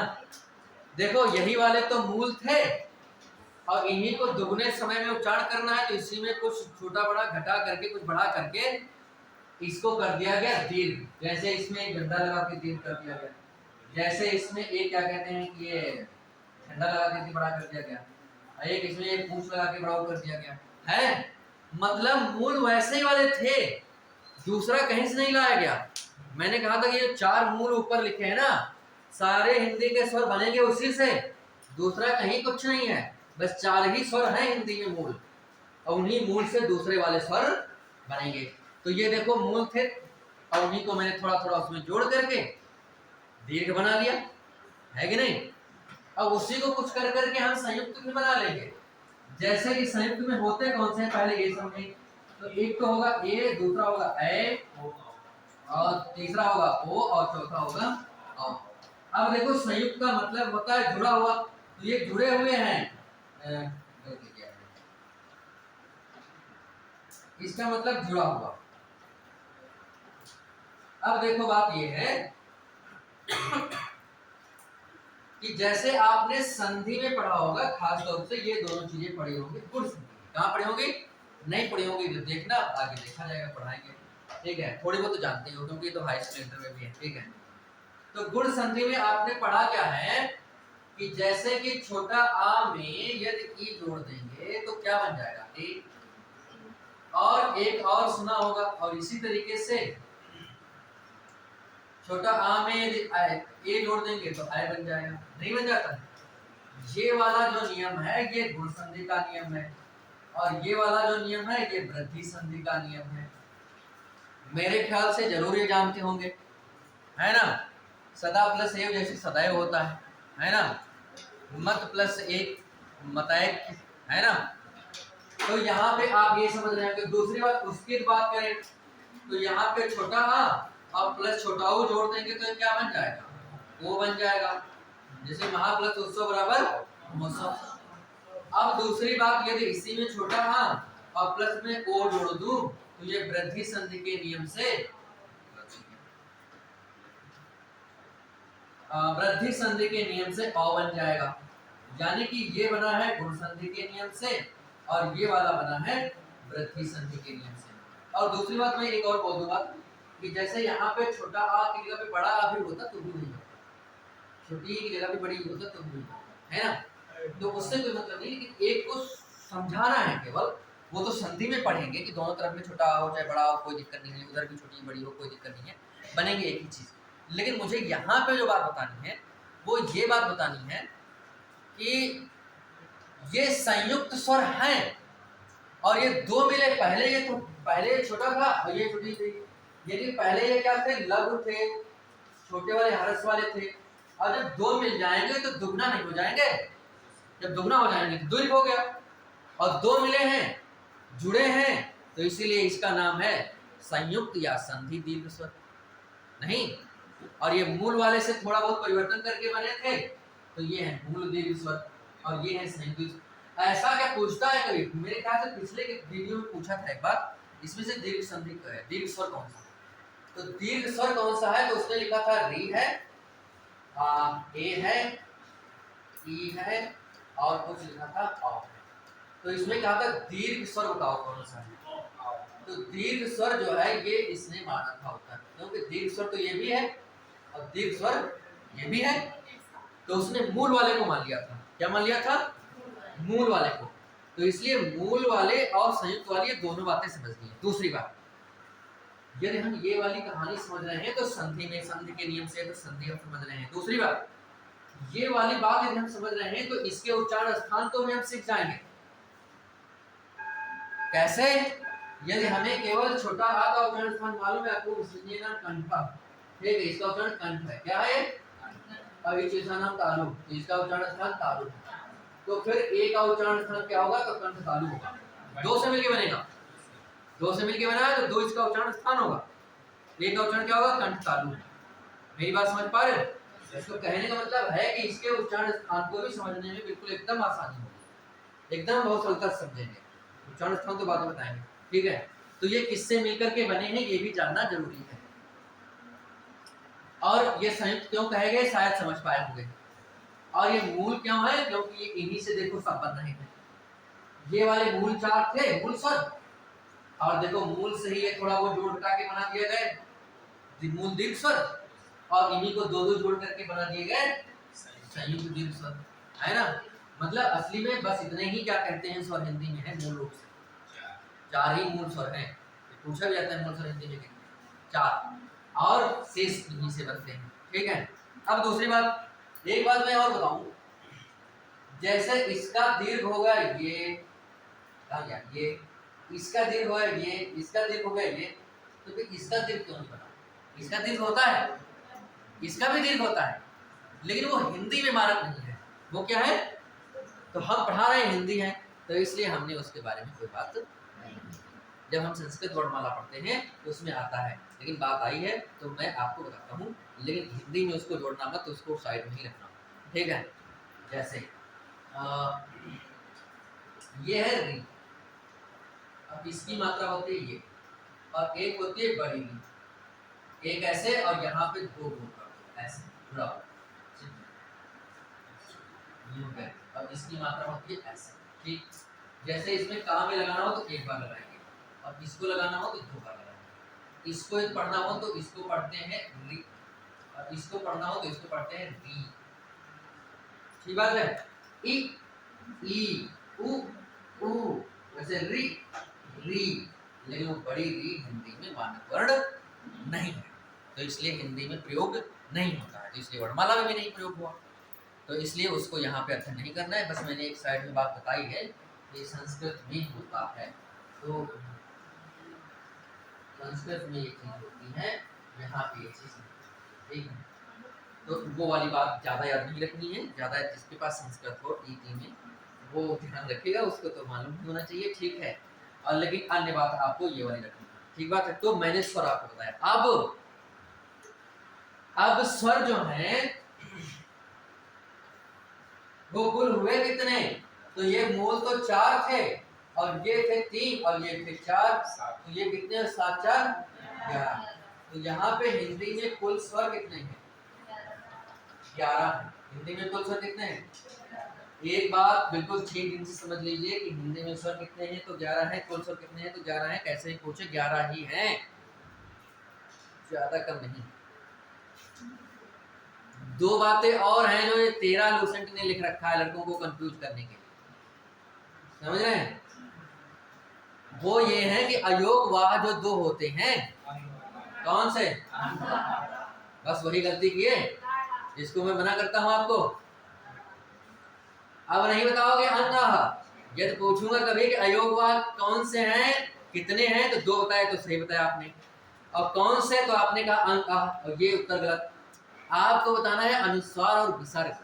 क्या बताना है, अनुस्वार और विसर्ग, उसका नाम कहना है आपको, ना कि वो पढ़े कैसे जाते हैं, ये चीज नहीं बताना है ना। तो आपको बताना है कि अनुस्वार और विसर्ग 2 होते हैं, मैं उनको स्वरों में नहीं रखूंगा। क्यों, मैं कौन होता हूं, मैं कोई नहीं।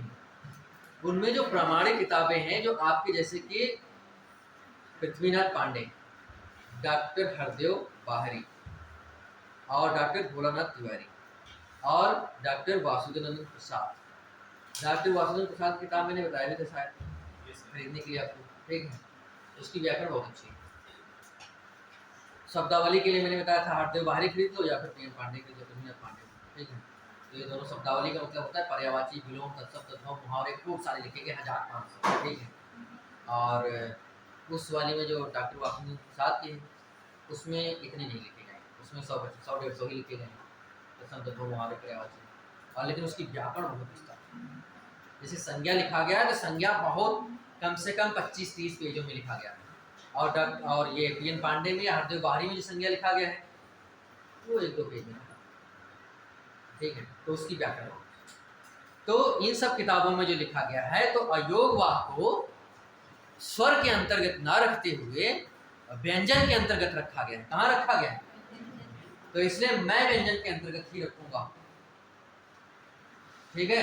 तो मैं वही बताऊंगा। और दूसरी बात, संस्कृत वर्णमाला में भी अयोग वाह को व्यंजन के अंतर्गत ही रखा जाता है, और हिंदी का जन्म संस्कृत से ही हुआ है, तो इसलिए ये ज्यादा बात प्रमाणित है, तो इसीलिए मैं उसको बताता हूँ आपको। तो जो विद्वानों में ज्यादा प्रमाणित है, कुछ किताबें जो सामान्य सरल वाली हैं उसमें ऐसा लिखा गया है, तो मैं उसको नहीं बताता हूँ, ठीक है। तो अयोग वाह एकदम अलग, वो उसके अंतर्गत रखेंगे, और यहाँ नहीं, यहाँ केवल स्वर इतने ही हैं, और स्वरों में कुछ नहीं याद करना है, केवल 11 स्वर याद करने हैं। कितने हैं, 11 स्वर, और इनके नाम याद करने हैं, ठीक है। कभी मूल गुण संयुक्त ऐसा कुछ पूछे तो ये बात समझ के रखना है, संयुक्त वाली बात क्या है, ये क्यों संयुक्त कहा गया, ये सब बात शायद समझ जरूर पाए होंगे, ठीक है। तो अब इसको खत्म कर लेते हैं। अब हम आते हैं, अभी लिखना है किसी को, अब हम आते हैं व्यंजन पे, ठीक है। व्यंजन तो अच्छा, कुल स्वर पे चर्चा कर लेते हैं, ठीक है। क्योंकि वैसे तो हिंदी में 2 ही स्वर है, लेकिन कुल स्वर की भी बात आती है थोड़ी बहुत, कभी-कभी पूछते हैं प्रश्न में, तो कुल स्वर पे पहले चर्चा कर लेते हैं, फिर हम व्यंजन पे जाते हैं।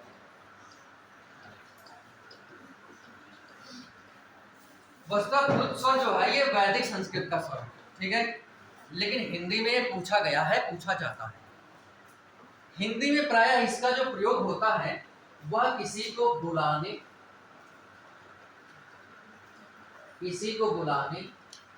यानी पुकारने, या फिर चिल्लाने में किया जाता है। क्या किया जाता है? चिल्लाने में किया जाता है, चिल्लाने में किया जाता है। जैसे किसी को बुलाना है तो हम तेज बुलाएंगे ना, और तेज बुलाने के साथ साथ में देर तक बुलाएंगे, तो इसलिए ऐसे स्वर का प्रयोग किया जाता है। अब इसके लिए क्या होगा? इसके लिए दो चिन्ह हैं। अब इसके लिए चिन्ह पहले समझिए, परिभाषा बाद में बोल देती तो लिख लेना, ठीक है? पहले आप समझिए, एक चिन्ह है ये क्या है? इसको कहते हैं अवग्रह चिन्ह। क्या कहते हैं? पीछे दिखाई पड़ रहा है, इसको कहते हैं अवग्रह चिन्ह, ठीक है? ये जो एस टाइप में आप संस्कृत में कहीं पे लिखा हुआ देखते होंगे, तो इसको कहते हैं अवग्रह चिन्ह, ठीक? दूसरी चीज होती है ये एक गिनती। ये है क्या लिखा? ये गिनती है। ये क्या है? गिनती। तो मैं आपको बता दूं कि ये प्लुत स्वर कोई दूसरे स्वर नहीं होते हैं, बल्कि यही जो हमने स्वर 11 पढ़ रखे हैं ना, यही वाले स्वर होते हैं। बशर्ते बात ये है कि इन्हीं स्वरों को यदि हम 3 गुना अधिक समय तक पढ़े, किसके? लघु स्वरों में। जो लघु स्वर हम पढ़ रहे थे, जिन स्वरों का उच्चारण कम से कम समय या एक पल में किया जाता है, उन्हें लघु स्वर कहते हैं। ऐसा मैंने पढ़ा था। तो एक पल में यदि हम उच्चारण करेंगे, उच्चारण करने का मतलब होता है बोलना, है ना? तो हम यदि उच्चारण करते हैं एक पल, ये तो कहानी बिगड़ गई, ठीक है? तो एक पल में यदि हम उच्चारण करते हैं तो होगा वो क्या कहते हैं कि लघु स्वर।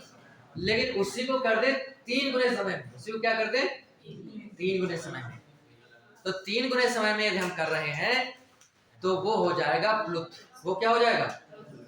अब प्लुत जब होगा तो वही वाले स्वर होंगे। अब लिख तो सकते नहीं है, वही वाले गिनती। जैसे छोटा लिखा है या बड़ा लिखा है, छोटी लिखा है, बड़ी लिखा, मान लिया कि छोटी लिखा है, ठीक है, या बड़ी लिखा है, तो यहाँ पे उसके आगे गिनती 3 लिख देंगे। क्या लिख देंगे?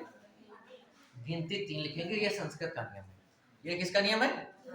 उसके आगे गिनती लिख देंगे 3। जैसे छोटी मैंने लिखा या बड़ी मैंने लिखा या बड़ा लिखा, तो उसके आगे गिनती लिख देंगे 3, और वो हो जाएगा प्लुत। वो गिनती बताएगी कि इस वाले स्वर को 3 गुना समय तक पढ़ना है लघु की अपेक्षा, है ना? और तब ये प्लुत माना जाएगा। लेकिन हिंदी में नया प्रयोग होने लगा है। उस गिनती 3 की जगह पे ये जो अवग्रह चिन्ह मैंने लिखा था, इसका प्रयोग होने लगा है। तो इन दोनों में से किसी का भी प्रयोग हो, कोई दिक्कत नहीं है। आपको क्या समझना है कि ये प्लुत स्वर है। इसका प्रयोग क्यों होता है? अब बात ये है कि लिख तो मैं पढ़ ले रहा हूं यहाँ पे। इसका प्रयोग होता है किसी को पुकारने के लिए।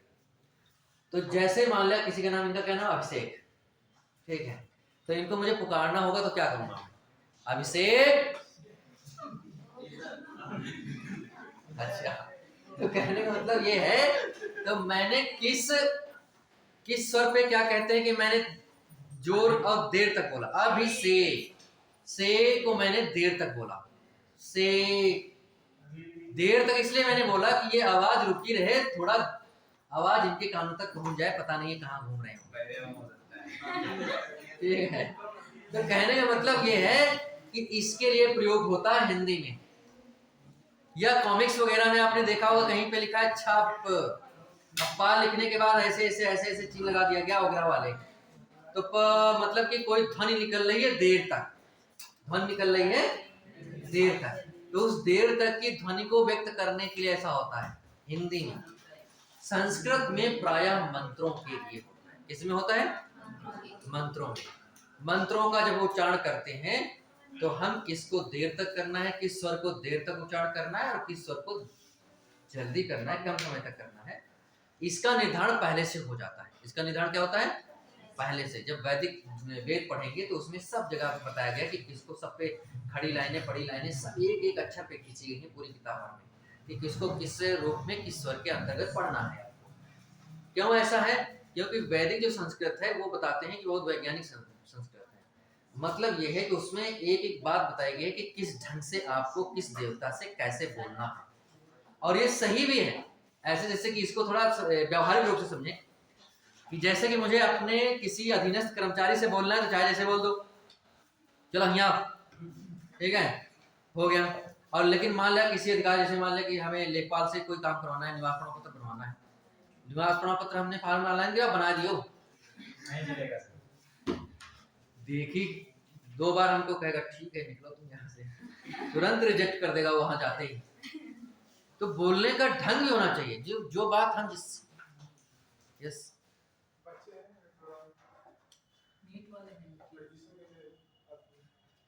एडमिशन इस समय प्रोसेस नहीं चल रही, ऐसा है कुछ। विकास कहाँ गए? अभी थोड़ी देर बाद बात हो जाएगी, ठीक है। 20 दिन के बाद नीट के लिए है, नीट के लिए, यूपीएससी के लिए तो एडमिशन की प्रक्रिया तो चल नहीं रही है कि चल रही है?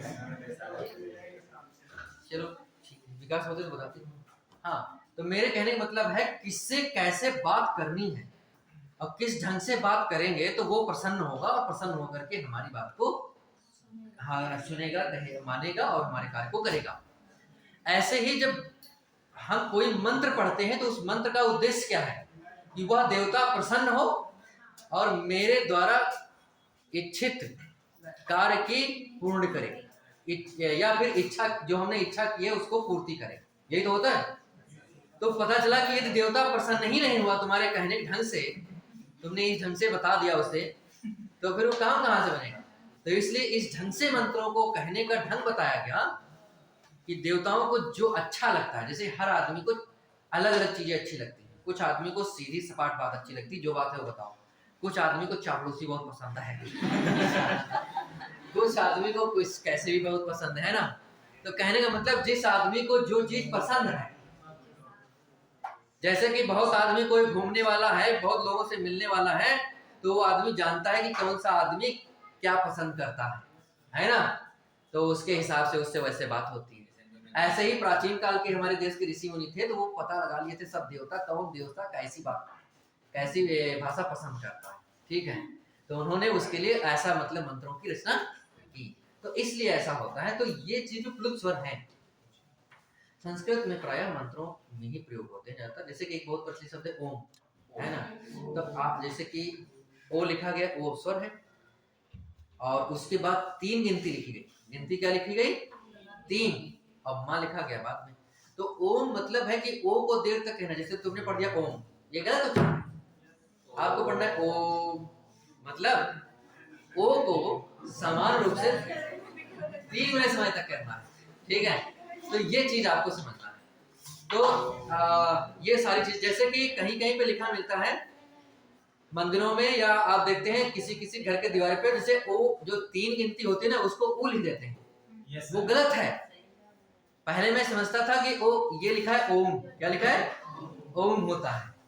और फिर मुझे जब बाद में मैंने इसको पढ़ा, जब मैंने इस लघु सिद्धांत कौमुदी पढ़ा, तब उसमें डॉक्टर दिनेश प्रसाद तिवारी ने बड़ी व्याख्या करी थी, लंबी बढ़िया बहुत अच्छी व्याख्या करी थी।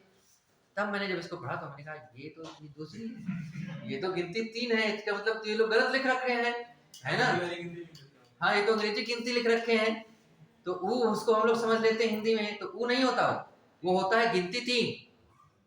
और 3 वो बताता है कि जिसके आगे 3 लिखा है उसके पहले वाला जो स्वर है उसको प्लुत बनाया गया है, उसको क्या किया गया है, और उसको मुझे लघु स्वरों की अपेक्षा 3 गुने समय तक पढ़ना है, ये वो इंगित कर रहा है, बस इतनी ही बात है ना। तो ये चीज होती है, तो उसको हमें 3 लिखना चाहिए ठीक ढंग से हिंदी में, बात समझ रहे हैं। तो ये प्लुत वाली बात होती है। तो लिखने के लिए ऐसा भी कर सकते हैं कि हर्ष या दीर्घ स्वरों, हाँ 2 बातें, ओम में कितने वर्ण हैं, यदि हम सभी अलग अलग करेंगे तो गिनती जो 3 है इसको हम वर्ण नहीं मानेंगे, क्योंकि ये तो गिनती है, वर्ण है ही नहीं। अब ओ में बात ये है कि ओ में वो 2 जुड़े रहा, ओ बनने में आ और ऊ, है ना।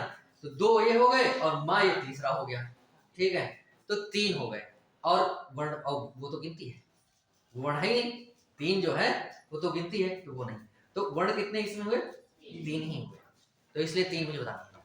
तो बात ये है, तो कहने का मतलब ये है कि परिभाषा अगर कुछ मुझे लिखनी हो तो इस तरह से ऐसा लिख सकते हैं, लघु या दीर्घ स्वरों को लघु स्वरों की अपेक्षा 3 गुने अधिक समय तक बोलने के लिए प्लुत स्वर का प्रयोग किया जाता है, जिसको लिखने के लिए इन स्वरों के आगे गिनती 3 अथवा अवग्रह चिन्ह का प्रयोग कर लेते हैं। अवग्रह चिन्ह का प्रयोग प्रायः 2 बार ज्यादा करते हैं, 2 से अधिक बहुत कम करते हैं। मेरी बात समझ पा रहे हैं? 2 बार भी कर लेते हैं, लेकिन 3 यदि लिखना होगा तो एक ही बार 3 लिखेंगे। 3 प्राय संस्कृत में लिखते हैं और अवग्रह चिन्ह प्राय का मतलब अधिकांश, नियम का ज्यादातर हिंदी में लिखते हैं। तो ये प्लस सब समझ पाया होंगे शायद।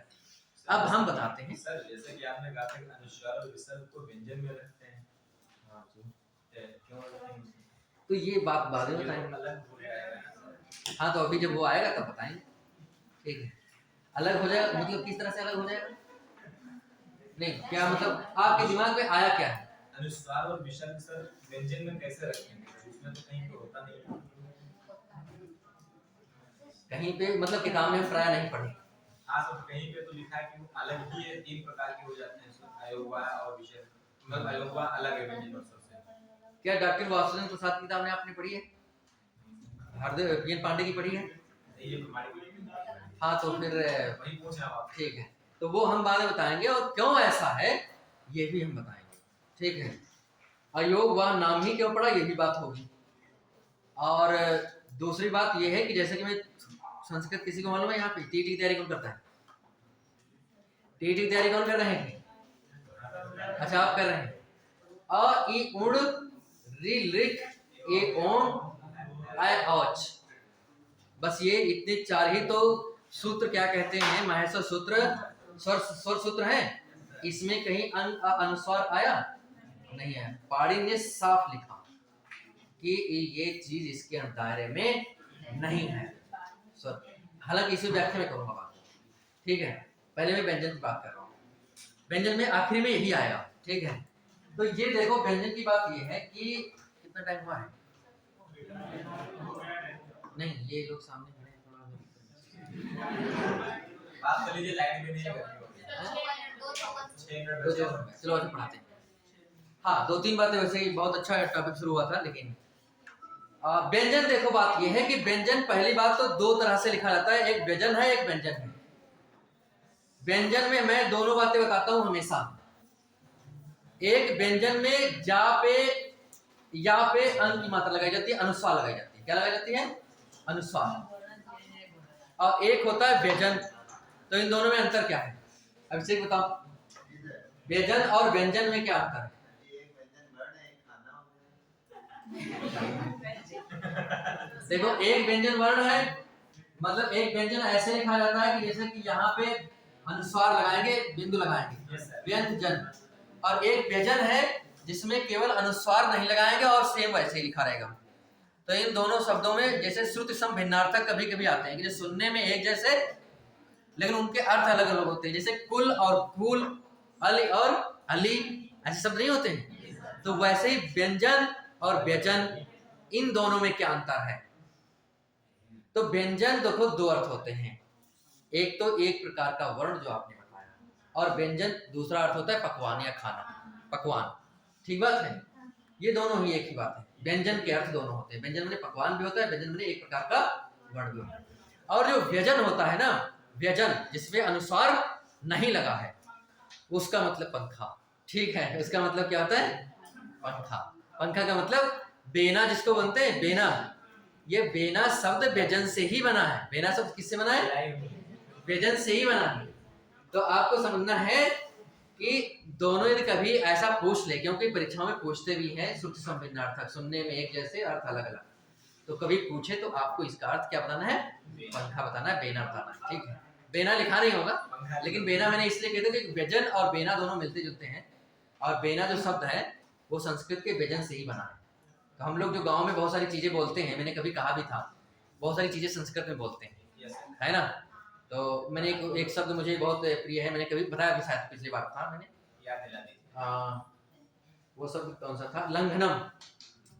जैसे गांव में कहते हैं लंघन, और लंघन गांव में इतना मतलब माना जाता है कि ये बिल्कुल बज्जर देहाती शब्द है। लेकिन वस्तुतः क्या है कि ये बिल्कुल शुद्ध संस्कृत शब्द है। ये लंघनम परमौषधम, ये शुद्ध, ये संस्कृत है।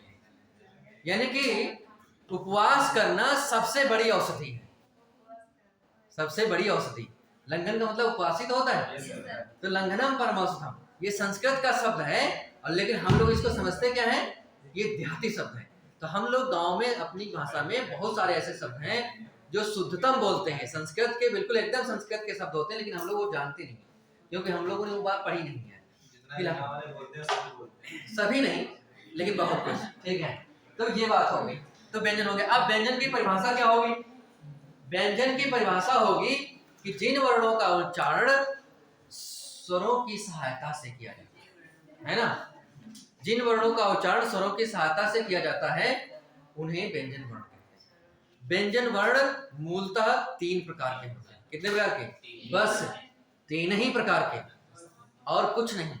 जैसे स्वर वाले नहीं थे, मूल 4 ही थे और उन्हीं से सब बन गए थे, ठीक। वैसे ही व्यंजन मूलतः 3 ही प्रकार के हैं, 3 प्रकार के बस, और उसी से सब कुछ बनेगा और कुछ नहीं, ठीक है। और उसी से बनेगा और दूसरे कुछ नहीं होते हैं। जो अंग आह वाली कहानी है वो भी इसी से बनेगी, ठीक है।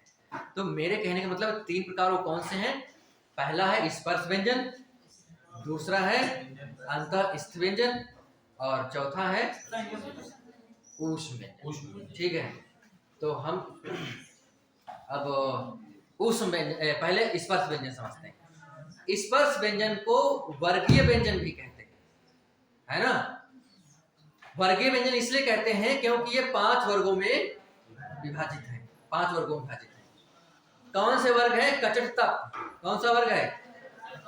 कचट तप। बस इतना याद रखना है, कचट तप यानी कि का का मतलब का वर्ग, चा का मतलब चा वर्ग, टा का मतलब टा वर्ग, ता का मतलब ता वर्ग, और पा का मतलब पा, ठीक है। तो कचट तप यानी कि 5 वर्गों में विभाजित है। और ये इसको सरल शब्दों में याद करने के लिए, क्रम याद करने के लिए कचट तप याद करना चाहिए, ठीक है। इसलिए इसको वर्ग। अब स्पर्श क्यों कहते हैं? स्पर्श का मतलब होता है छूना। स्पर्श का मतलब क्या होता है? छूना।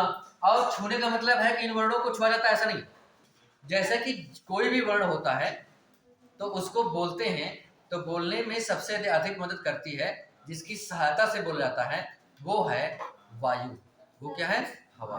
यदि हवा नहीं हो तो हम किसी भी वर्ण का उच्चारण नहीं कर सकते। तो सबसे अधिक जो हमारे मुख के अवयव हैं वो वायु का प्रयोग करते हैं, और वायु के प्रयोग के द्वारा ही सारे वर्णों का उच्चारण होता है। एक बात। दूसरी बात कि जब वायु का प्रयोग हमारे मुख के अवयव करते हैं, जैसे दंत किया, तालु किया, जिह्वा किया, ओष्ठ किया, तो ये जो हवा का प्रयोग करते हैं, तो जब जिन वर्णों का उच्चारण करने पर वायु केवल अपने उच्चारण स्थान को स्पर्श करती है, छूती है, और बस उस उच्चारण स्थान को जैसे ही वायु स्पर्श करती है, और स्पर्श करते ही उस वर्ण का उच्चारण हो जाता है, इसलिए ये वाले वर्ण क्या कहलाते हैं? स्पर्श वर्ण कहलाते हैं।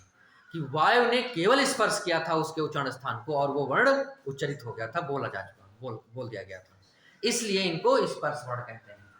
ये 5 प्रकार के हैं, का वर्ग, चा वर्ग, टा वर्ग और पा वर्ग, ठीक है। तो इसमें ये तो सब समझते हो, का खा गा घा। अब जो 5वें वाले वर्ण होते हैं, अं, या, रा, ना, मा, इस तरह से, ठीक है, इनको क्या कहते हैं? नासिक वर्ण या पंचमाक्षर वर्ण। पंचमाक्षर वर्ण कोई विशिष्ट बात नहीं है, कोई अलग नियम ही नहीं है। जैसे पहला है का, तो पहला अक्षर हो गया, दूसरा है खा, तो दूसरा अक्षर होगा द्वितीय अक्षर, और तीसरा है गा, तो तृतीय अक्षर, चौथा है घा, तो चतुर्थ अक्षर, और वैसे 5वां है अंग, तो हो गया पंचम अक्षर। तो इसमें कोई बड़ी बात है ही नहीं, ये तो केवल हम अनावश्यक रूप से याद करते हैं कि ये पंचमाक्षर है, 5वें नंबर पे पढ़ते हैं, इसीलिए पंचमाक्षर। दूसरी में बात करूं आपसे, एक बड़ी विचित्र बात जिसका उत्तर मुझे आज तक प्राप्त नहीं हुआ। मुझसे प्रश्न पूछा गया था बहुत पहले, जब हम BA MA करते थे, ठीक है।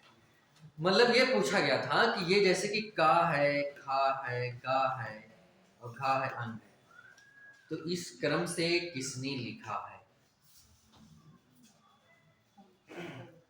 जैसे संस्कृत में तो अलग होता है ना, जैसे मैंने कहा अ, ई, उ, ऋ, लिख, ए, ओं, ऐ, औच, है, वरट, लड़, मंगलम, ये क्रम अलग है ना, उसके कुछ उल्टा सीधा क्रम है। लेकिन हिंदी में तो ये अलग है, इसके कुछ का के बाद खा, खा के बाद गा, तो ये वाला जो क्रम है इसको किसने लिखा? ये बात तो मैंने आज तक कहीं पाई ही नहीं, ये बात मैंने कभी आज तक पाई ही नहीं, मुझे मिली ही नहीं कि वास्तविक रूप में ये क्या कहते हैं कि किसने क्रमबद्ध किया है। तो जो बात मिली नहीं मैं बता नहीं सकता, लेकिन मैंने ये आपके सामने उल्लेख इसलिए किया है कि नहीं ढूंढ क्या पाओगे। ढूंढने वाली बात ये है कि भाई ढूंढोगे कहाँ से, किताब से ढूंढोगे या गूगल से ढूंढोगे, तो वो तो सब हम भी कर चुके हैं, कहीं मुझे भी मिलना चाहिए था। हाँ हो सकता है, कोई बहुत बड़ी बात नहीं, किसी के हाथ में कोई चीज लग जाए है तो कहने मतलब, लेकिन फिलहाल में मुश्किल है, लेकिन ये बता पाना मुश्किल है, लेकिन क्रम आपको यही याद रखना है। इसीलिए मैंने तब कहा था कि का वर्ग के बाद चा आएगा कि चा के बाद टा आएगा कि ता आएगा, ऐसा भी हम छोटा बड़ा लिखने में भूल जाते हैं, है ना। तो इसलिए ये क्रम याद रखना बहुत जरूरी है। इसलिए मैंने बताया क्रम पे मैंने चर्चा करी कि कचट तप, कचट का वाला पहले, फिर चा वाला, फिर टा वाला, फिर तप यानी कि ता वाला, फिर पा वाला। इस क्रम से हमें अक्षरों को लिखना है। और कुल स्पर्श व्यंजन है कितने? 25। ठीक है, कुल कितने हैं ये भी परीक्षाओं में पूछते हैं। एक किताब है, शायद उसने अब सुधार कर लिया, एक किताब है आदित्य पब्लिकेशन की, उसने ये कंफ्यूज कर दिया था बच्चों को। उसने 2 उच्छिष्ट वर्ण जो हैं उनको जोड़ करके और उसने कहा था कि नहीं 25 नहीं 27 हैं स्पर्श व्यंजन, जो कि पूर्णतः गलत है। मेरी बात समझ पा रहे हैं? 25 ही हैं स्पर्श व्यंजन, स्पर्श व्यंजन सिर्फ 25 ही हैं। तो कहने का मतलब ये है कि यहाँ पे आपको जानना ये है कि शायद अब आदित्य पब्लिकेशन में भी कुछ नई किताब मैंने देखा था, उसमें सुधार कुछ कर लिया है। ठीक है, तो बात ये, तो 25 ही आपको याद रखना है। तो स्पर्श व्यंजन 25 है। अब दूसरे नंबर पे बात करें, अंत इस स्लाइड है नहीं, तो बताओ बात करें या रहने